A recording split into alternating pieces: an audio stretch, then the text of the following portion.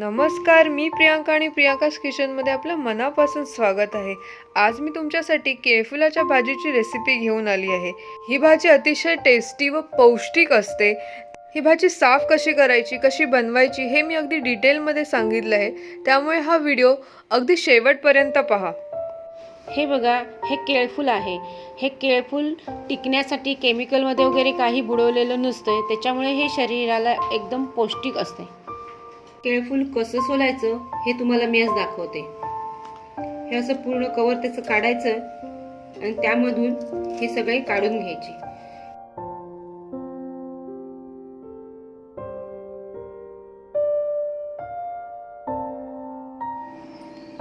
संपूर्ण हे कवर ह्याचं काढून घ्यायचंय. हे कुठपर्यंत साफ करायचं हे मी दाखवते तुम्हाला.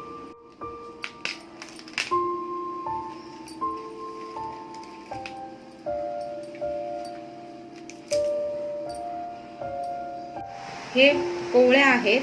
हे आता इथपर्यंत आपण हे घेऊ आणि हे पूर्ण आता आपण हे इथे कट करून टाकायचं. आता हा कोवळा आहे, हा एवढा आपण हा बारीक चिरून भाजीसाठी घेऊ शकतो. हे केळफूल मी पूर्ण काढून घेतलं आहे. हे आता कसं साफ करायचं आहे हे मी तुम्हाला दाखवते. हे बघा, ह्याला एक नायलॉन सारखा असा पातळ कागद येतो, तो काढून टाकायचा आहे. हा बघा, हाच ह्याच्यामध्ये जाडसर भाग असतो, तो काढून टाकायचा असतो. हे भाग वेगळे असतात आणि हा वेगळा असतो. हा बघा, हे सर्वात महत्वाचं असते काढणं, कारण ते कडू असते. एकही जर भाजीमध्ये राहिलं तर भाजी कडू होण्याची शक्यता आहे. त्यामुळे ही भाजी स्वच्छ करणं हेच काळजी घेण्याचं महत्वाचं आहे. हे केळफूल आपलं आता सगळं साफ झालं आहे. हे बघा, हे मी त्यामधलं हे सगळं असं काढून टाकलंय. आता केळफूल कसं चिरायचं ते मी दाखवते. हा बघा, इथे हा चीक असतो, तो पोर्शन आपण आता आधी पहिला काढून टाकूया.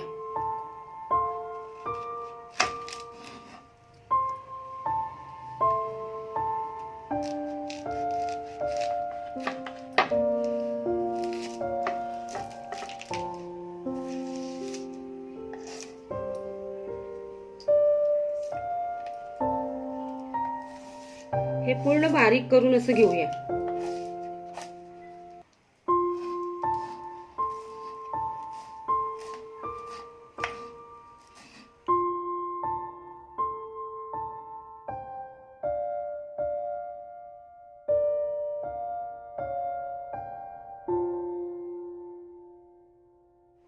अशा प्रकारे आपण हे सगळं चिरून घ्यायचं आहे.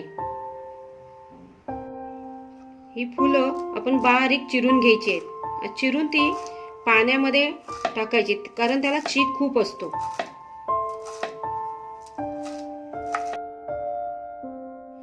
हे बघा, ही आपली भाजी आता चिरून झाली आहे. या भाजीचा चिरता चिरता कलर चेंज होतो, थोडासा काळसरपणा येतो. ही भाजी चिरताना हँडग्लोव्ज वापरावेत, म्हणजे हात तसे काळसर होणार नाहीत, चिकट वगैरे असे होणार नाहीत. ही भाजी आता आपण पाण्यात भिजत घालून ठेवूया. ही रात्रभर पाण्यात भिजत घातली की ह्याचा सगळा चीक निघून येतो. ही चिरून घेतलेली भाजी मी रात्रभर पाण्यात भिजत ठेवली होती. त्यातले आता आपण पाणी काढून घेऊ.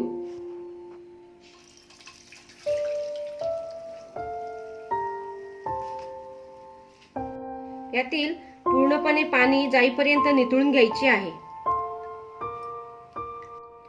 केळफुलाची भाजी बनवण्यासाठी लागणारे साहित्य: चिरून घेतलेलं केळफूल, कापून घेतलेले हरभरे, लसूण, खोबरं, कांदा, टोमॅटो, जिरं, गरम मसाला, लाल मिरची पावडर, हिंग, मोहरी, हळद, मीठ, तेल.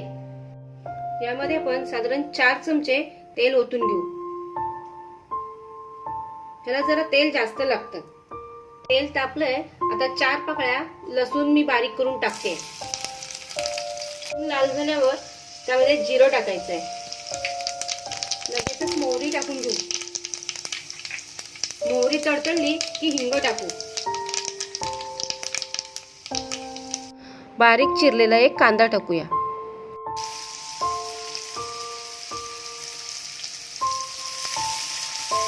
आता एक छोटा टोमॅटो टाकला आहे. तोही परतून घेऊ.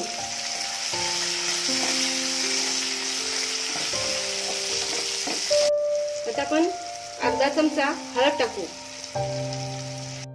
एक छोटा चमचा गरम मसाला टाकू, एक मोठा चमचा मिरची पावडर टाकू।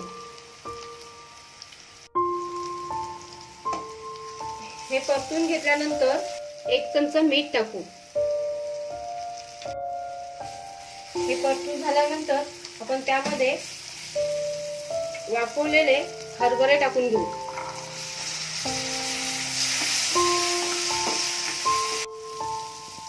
आता आपण हे चिरलेले केळफूल टाकू।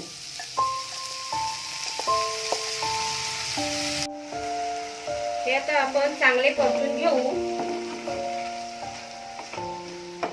आणि त्यावर झाकण देऊ आणि मंद आचेवर 10 मिनिटं शिजवून घेऊ। ही भाजी आपली तर चांगली शिजली आहे, त्यामध्ये खोबरं टाकून घेऊ।